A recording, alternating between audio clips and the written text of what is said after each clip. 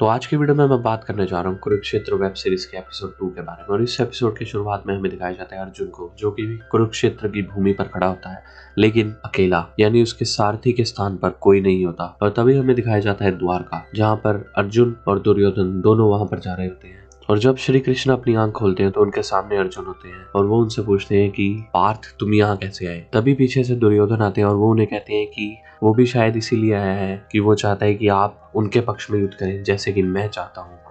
तब दुर्योधन कहते हैं कि पहले मांगने का हक मुझे है, क्योंकि मैं पहले आया था। लेकिन श्री कृष्ण उन्हें कहते हैं कि नहीं, मैंने पहले देखा पार्थ को और वो आपका अनुज है, इसलिए पहले मांगने का हक है पार्थ को। और तब वो कहते हैं कि एक तरफ मेरी प्रतापी नारायणी सेना और दूसरी तरफ मैं निहत्ता और प्रतिज्ञा बंधु की कुरुक्षेत्र की भूमि पर शस्त्र नहीं उठाऊंगा, तो फिर कौन क्या चुनेगा। और अर्जुन श्री कृष्ण को ये कहते हैं कि मैं नारायणी सेना मांगने नहीं आया था केशव, मैं तो आपको मांगने आया था। और वो श्री कृष्ण को मांग लेते हैं और दुर्योधन ये कहते हैं कि ठीक है, मैं अपने अनुज का हृदय तो नहीं तोड़ सकता, इसलिए नारायणी सेना मैं रख लूंगा। और तब श्री कृष्ण अर्जुन से पूछते हैं कि जब तुम नारायणी सेना मांग सकते थे तो तुमने मुझे क्यों मांग लिया। तब वो कहते हैं कि सेना कहीं से भी लड़े, लेकिन सेना नायक तो मेरे पास ही है। और वो साथ ही साथ ये भी कहते हैं कि शस्त्र मैं ही चलाऊंगा, लेकिन वो कहाँ चलाना है उसका रास्ता आप मुझे बताएंगे। और इस बार कुरुक्षेत्र की भूमि दिखाई जाती है श्री कृष्ण के साथ, जो कि अर्जुन के सारथी बने होते हैं। और तब दुर्योधन गंगा पुत्र भीष्म से कह रहा होता है कि शंखनाद बजाइए और युद्ध शुरू कीजिए। तब भीष्म से कहते हैं कि पता नहीं क्यों तुम युद्ध करने के लिए इतना व्याकुल हो,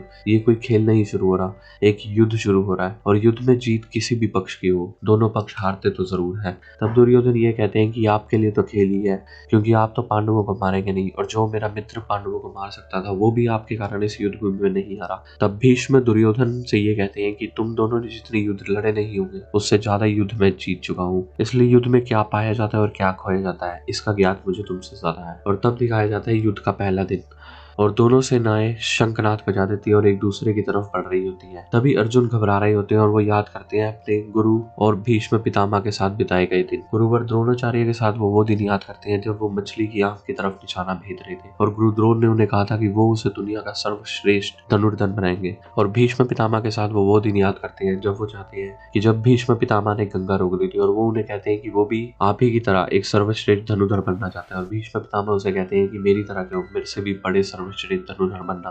और तब अर्जुन श्री कृष्ण को कह देता है कि रथ रोकिए, मैं ये युद्ध नहीं कर सकता, क्योंकि मैं ये युद्ध करके किससे ही जीतूंगा, हर तरफ तो मेरे अपने ही दिखाई दे रहे हैं, यहाँ पर मैं किसे खोऊंगा और किसे पाऊंगा, मुझे कुछ भी समझ नहीं आ रहा। और तभी वहां पर युधिष्ठिर आ जाते हैं और श्री कृष्ण युधिष्ठिर को कहते हैं कि पार्थ का कहना ठीक ही है, जब बड़े सामने युद्ध कर रहे हो तो उनकी आज्ञा के बिना युद्ध नहीं करना चाहिए, इसलिए बड़े भैया आप जाकर अपने बड़ों से युद्ध करने की आज्ञा मांग लीजिए। और तभी युधिष्ठिर चल पड़ता है कौरव सेना की तरफ, और सबसे पहले वो जाता है गुरु द्रोण के पास, उनके चरण स्पर्श करके युद्ध की आज्ञा मांगता है, और भीष्म पितामह की तरफ भी। और दोनों जब युद्ध की आज्ञा दे और विजय श्री का आशीर्वाद दे देते हैं, तब वो वापस आ जाते हैं। और उसी समय वहां पर युयुत्सु आ जाता है, जो कि युधिष्ठिर को कहता है कि अगर युद्ध करना ही अंतिम निर्णय है तो मैं धर्म की तरफ से युद्ध करना चाहता हूँ। युयुत्सु दुर्योधन का सौतेला भाई है, जो कि अब युधिष्ठिर के पक्ष में युद्ध करेगा।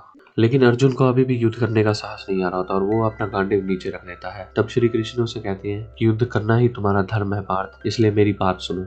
और तभी वहां पर गरुड़ देव आते हैं और वो अर्जुन के रथ को पूरी तरह से ढक लेते हैं। अंदर श्री कृष्ण उन्हें भगवत गीता का सार सुना रहे होते हैं और अपने अब तक सभी रूप दिखा रहे होते हैं कि कैसे वही परशुराम थे, वही श्री राम थे और वही भगवान नरसिम्हा थे। और जब जब अधर्म हुआ तो उन्होंने ही जन्म लेकर धर्म की स्थापना दोबारा की। और साथ ही साथ वो अर्जुन को ये भी कह रहे होते हैं कि युद्ध करना ही तुम्हारा कर्तव्य है पार्थ, और तुम क्या खोने की बात कर रहे हो, जब ये नश्वर शरीर से ही आत्मा अमर है तो तुमने अब तक जिंदगी में क्या ही पाया और क्या ही खोया, कि युद्ध करना ही तुम्हारा कर्तव्य है पार्थ, इसलिए हार जीत का विषय मत करो और सिर्फ कर्म करो और बाकी सब मुझ पर छोड़ दो। और साथ ही साथ वो अर्जुन को अपने दिव्य रूप के दर्शन भी देते हैं, जिसके बाद अर्जुन ये निश्चित कर लेता है कि युद्ध करना ही उसका कर्म है, और जिस रास्ते पर उसे केशव चलने को कहेंगे वो उसी रास्ते पर चलेगा। और अब अर्जुन को साहस आ जाता है युद्ध करने का, इसलिए अब वो अपना गांडीव दोबारा से उठा लेता है। और ये सब देखकर पांडव सेना को भी थोड़ी राहत आती है, क्योंकि अर्जुन ही वहाँ का प्रमुख सेनानी है, अगर अर्जुन ही नहीं लड़ेगा तो ये युद्ध जीतना संभव है। और तब इस युद्ध की शुरुआत हो जाती है और सारे एक दूसरे से लड़ने लग जाते हैं। और तभी हमें दिखाया जाता है भीष्म पितामह को, जो कि पहले दिन से ही अपने रौद्र अवतार में आ जाते हैं और अपनी जल शक्ति से युद्ध में इधर उधर तबाही मचाने लग जाते हैं। और वो अपनी जल शक्ति से पांडव सेना के ऊपर पूरी तरह से हावी होते हैं। दूसरी तरफ हमें दिखाया जाता है कि एक हाथी भीम को कुचलने ही वाला होता है, लेकिन भीम में तो 10,000 हाथियों का बल है, इसलिए वो उस हाथी को पकड़ देता है और उसे ही नीचे गिरा देता है। और तभी वहां पर दुर्योधन आ जाता है भीम से लड़ने, और वो उसे कहता है कि जो तुम्हारे साथ का है उसी से लड़ाई किया करो, अपने से कमजोर के साथ नहीं। और तब हमें दिखाया जाता है दूसरा दिन भी निकल जाता है और तब भी भीष्म पितामह अपनी शक्तियों से रुक नहीं रहे होते और पूरी तरह से पांडव सेना के ऊपर हावी होते हैं और लगातार वो तीसरे दिन भी ऐसे ही करते हैं। और तब श्री कृष्ण अर्जुन को ये कहते हैं कि इनमें अपने पितामह को मत देखो, इनमें अपने शत्रु को देखो, और अगर पांडवों की विजय करवाना अनिवार्य है यानी धर्म स्थापना करने की जरूरत है तो इनका रास्ते से हटना बहुत ही ज्यादा जरूरी है। इसलिए अगर तुम इनका वध नहीं करोगे तो मैं इनका वध कर दूंगा। और तभी दिखाया जाता है कि भगवान श्री कृष्ण अपने रथ से उठ जाते हैं और वो सुदर्शन चक्र हाथ में उठाकर गंगा पुत्र भीष्म की ओर बढ़ने लगते हैं। और यहाँ पर ये एपिसोड खत्म हो जाता है जिसका नाम होता है विश्वरूप।